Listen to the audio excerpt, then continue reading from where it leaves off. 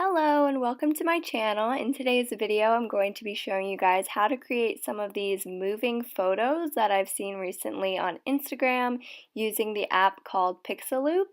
So it's a free app and I'm going to show you guys how I made this last photo. So first you're going to get the Pixaloop app, you open it up and you can look through your projects, make a new project. To get started on a new photo, you go ahead and hit the animate button on the left and it'll give you a couple of choices including path, and that will create the path of which the motion starts from. So if you kind of randomly select different places, you'll see that everything starts moving.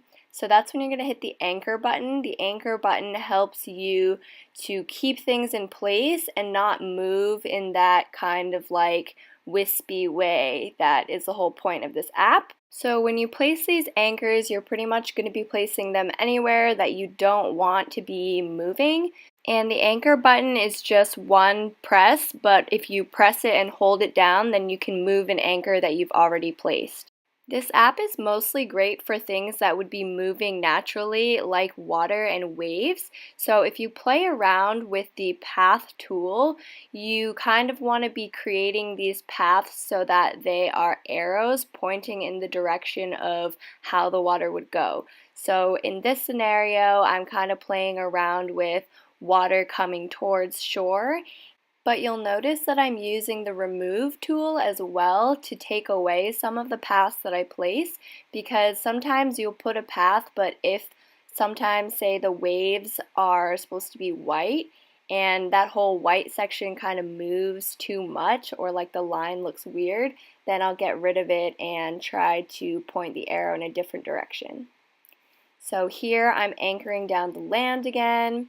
And the freeze tool is another tool if you know that a whole big area is not going to be moving at all, then you'll use the freeze tool and you can zoom in by pressing down both your fingers as usual, and you'll pretty much just want to color in anything that you know you don't want to move.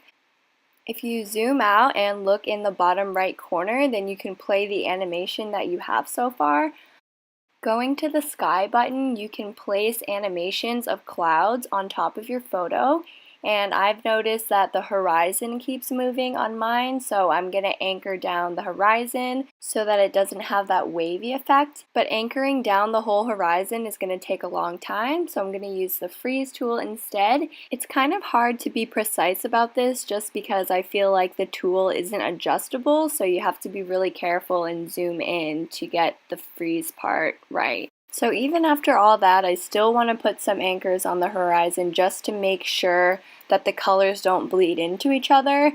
And then I'm also going to want to make sure that the anchors are really close to the actual edge of the land, because I don't want the rocks to blend into the ocean either. So here's a good example of playing around with different paths to make sure it doesn't look weird. So this little one wave out in the middle of the ocean, I'm trying out different arrows for what way that it should be pointing, but I don't want it to look so wavy like that. So I'm pretty much just trying a bunch of different options here until I find one that works, and the one that finally works is the one that was pointing in a parallel direction to the wave. And you can notice that the land is moving too, so I just want to make sure to anchor that down after I put my paths down. So because this is a wave pattern, I pretty much just want to follow that same direction and just anchor down my surroundings so that it doesn't get caught in the wave. And the direction of the waves on the left side should match up with the waves on the right side so that it all flows seamlessly into one another. You shouldn't really point arrows directly at each other unless you want like a whirlwind effect or something like that. So this last section in the bottom right actually does happen to be kind of a whirlpool effect. So if you'll notice, I placed down some arrows leading out from the rocks and I had to anchor that down, but that's because the waves are crashing into shore, and then I also want to show the effect of the water washing away. So I'm going to anchor down all of the rock points because I don't want the rocks to look like they're moving around in the water. And you'll have to play around with where to put those anchors so that you really get like those dark spots not to move. So you'll see I'm placing down a lot of anchors here. I also put some paths of water flowing out. So if you look carefully at the directions of the arrows, I've got a bunch of small arrows pointing in as well as a couple pointing out. So just zooming in on different parts of it, I'm just going to check to make sure everything is anchored down in the right place and everything looks good. And if it does, then the last step is to go out and go to the sky section where I can pick different options for how I want to animate the clouds. So you can scroll through the different options. You can see after you click on one that you like and adjust the horizon, ambient, details, and opacity. So if you scroll through all these, you'll see what each one does. It's pretty straightforward, but pretty much just play around. You can see the difference between the real sky and the animated sky that they're putting in.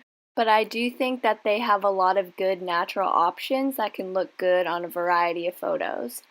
And that completes everything that I would do to edit this photo. You can take a look at all of the paths and anchors one more time and take a look at the final product. Thank you for watching this video. I really hope it was helpful and that you enjoyed it. I thought this app was so cool. You definitely need to practice a little bit, but after like an hour or two, I think you can really get the hang of it. If you're interested in seeing how I made these other photos, please check out my other video. Also, I really appreciate if you could give this video a like and subscribe to my channel, and I will see you guys in my next video. Bye!